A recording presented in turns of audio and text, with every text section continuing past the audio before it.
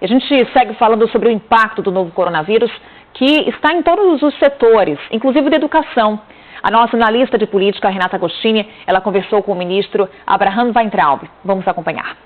Estamos diante de uma situação inédita, preocupa, muito grave. O cenário mudou bastante nos últimos dias. Há dois aspectos, né, ministro? O primeiro é como fica o calendário de aulas, a gente já trata. O outro é esse, como atender essa população mais carente, pensando na rede pública, que não tem com quem deixar a criança, ou precisa que a criança vá até a escola para se alimentar, ou que não tem como fazer de casa, não tem computador, não tem os instrumentos para que o ensino à distância funcione. Hoje, nesse momento, o que vocês já se programaram para atender essa população mais vulnerável nesses casos? O que eu posso dizer? É um momento crítico, não é uma coisa tranquila, estamos falando de vidas humanas. Eu acho que as pessoas têm que manter a racionalidade, evitar pânico. O mundo não vai acabar, simplesmente estamos falando de um percentual de brasileiros que, caso nós não tenhamos uma eficiência na condução da crise, pode morrer mais ou menos, principalmente os mais velhos. Felizmente, as crianças aparentemente não sofrem com essa crise, mas elas são vetores de transmissão. Por isso a preocupação de evitar com que a gripe, a doença, o coronavírus se espalhe rapidamente. Qual é o desafio? Metade dos brasileiros, eles estão na informalidade. Esse pessoal vai perder a renda, vai diminuir a renda. Ao mesmo tempo que nas famílias mais pobres, a merenda é muito importante. Então a gente está buscando alternativas junto com as secretarias estaduais e municipais para conseguir manter o suprimento. Não teremos todas as escolas e as universidades fechando no curto prazo ao mesmo tempo. Isso possivelmente, pelo que o senhor indica, será escalonado a depender da necessidade local. A gente quer passar as informações para o gestor na ponta. Veja, quem decide, em última instância, é o gestor da Secretaria Estadual ou municipal da escola. O que a gente gostaria é passar tranquilidade, mostrar que não é o fim do mundo, não é que todo mundo vai morrer. É uma medida racional para poupar vidas. E dentro dessa decisão, a gente tem escolhas, algumas duras, mas tem escolhas, e essas escolhas têm que ser tomadas sob o aspecto técnico e não emocional.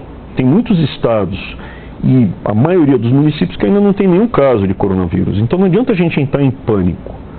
Isso daqui é uma crise que a gente vai ter que enfrentar durante 2, 3, 4 meses. Durante 2, 3, 4 meses, o Brasil não pode simplesmente parar. A vida tem que prosseguir. Agora, como é que vai ficar o calendário do próprio Ministério da Educação? Vai ser afetado Enem este ano? Como é que vocês estão se programando para o impacto desses 2, 3, 4 meses? Não sabemos ainda, né, quanto tempo a crise ficará no Brasil. O que a gente pediu é que todo mundo que possa trabalhar remotamente, trabalhe remotamente. E, por enquanto, não teve impacto nenhum aqui no MEC. Então, os cronogramas, por enquanto, estão todos mantidos. Especificamente no INEP, existe um período quando a gente monta o Enem, isso é, o INEP é a vinculada, debaixo do guarda-chuva do MEC a gente tem várias vinculadas, né? A gente tem a rede de hospitais universitários, que são 40 hospitais universitários, é a maior rede de hospitais do Brasil, né? Então o MEC está diretamente envolvido no combate a essa crise. A gente atende 8 milhões de pessoas por ano no ano normal. Nos hospitais universitários? Nos hospitais universitários. Então a gente, por exemplo, tirou recursos de uma área, juntou de vários recursos e está mandando para os hospitais para reforçar o caixa deles, para eles comprarem equipamento, comprarem oxigênio, que é o principal, se prepararem para ter os leitos de UTI, abrirem tem alguns hospitais que a gente consegue ampliar os leitos agora, de UTI principalmente, nós estamos falando de respiradores, né? As UTIs com os respiradores. No INEP, que é onde a gente faz o Enem, o que acontece? A parte mais sensível é quando a gente está fechando as questões e aí você vai para uma sala blindada, onde você restringe o acesso das pessoas e trabalha num ambiente fechado, blindado, com algumas pessoas lá dentro. Como estamos ainda há alguns meses dessa etapa, em nada está comprometido. Chegando lá, eu acho que a doença, quando chegar nessa fase, eu acho que a doença já está bem encaminhada. Mas não haverá prejuízo para o ano escolar dos estudantes? Eles não podem precisar de mais tempo? Ou seja, o senhor disse que o Enem esse ano segue mantido a princípio, mas não se considera eventualmente uma data mais à frente, considerando... Por enquanto não vamos mexer no cronograma, porque no caso do Enem, estamos falando do quê? É concorrencial. Então não é que você tem que ter um certo patamar de conhecimento para passar. Os melhores passam. Então é concorrencial, não vejo tanto dano. O que você falou é importante. Essa crise significa que todos nós, em maior ou menor proporção, de alguma forma, vamos sofrer com essa crise. Vai ter perda de qualidade no ensino? Vai, lógico que vai.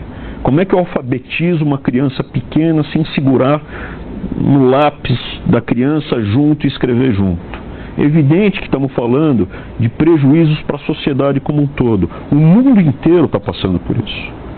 O que nós estamos buscando aqui no Brasil é que esse prejuízo para toda a nação brasileira seja o mínimo possível. Que morra o mínimo possível de pessoas, que o prejuízo na educação, na economia, no conforto seja o menor possível.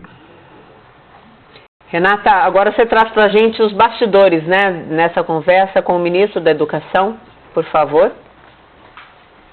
Mona Lisa, o ministro deu duas informações muito importantes ainda ao longo dessa entrevista. A primeira é que, se ele diz que as escolas e universidades não vão ser fechadas todas ao mesmo tempo, ele sim diz que muitas precisarão ser fechadas. E, diante disso, eles estão avaliando e conversando com as secretarias estaduais duas medidas.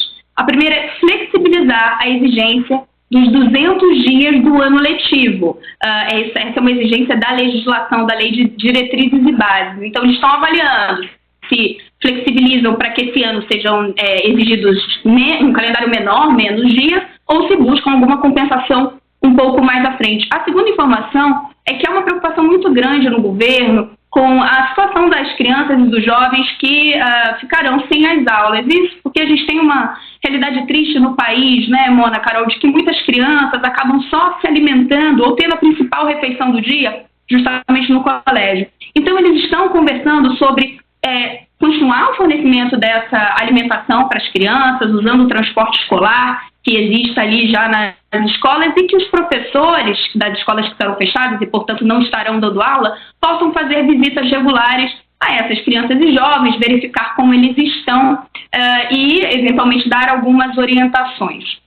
Mona, aproveito essa participação para dar duas informações agora que surgiram aqui em Brasília. A primeira é que o presidente da APEX, que é a Agência Brasileira de Promoções e Investimentos, testou positivo para o coronavírus. É o almirante Sérgio Segovia.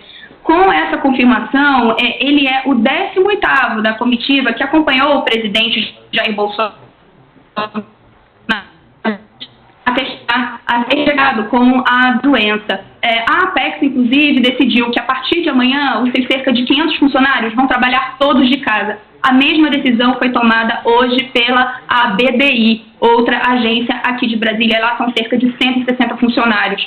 Por fim, o presidente do Supremo Tribunal Federal, o ministro Dias Toffoli, tomou a decisão também de ficar de casa. Vamos lembrar que na segunda-feira ele teve uma reunião que participou o presidente do Senado, Davi Alcolumbre, que também testou positivo para o novo coronavírus. Foi uma reunião que, além de Toffoli, teve a presença de vários ministros e diversas autoridades de Brasília. Mona, Carol? Esse número só aumenta, então, dos que estiveram com o presidente Bolsonaro naquela comitiva, que foi aos Estados Unidos, enfim, a comitiva que encontrou com o presidente Donald Trump em Miami, que foi tão divulgada. Agora o 18º membro dessa comitiva testou positivo para a Covid-19, é o presidente da APEX. A gente lembra que o primeiro ali que ganhou evidência foi o Fábio Weingarten. Sim, o secretário de comunicação. E aí, na sequência, então, chegamos agora ao 18º confirmação.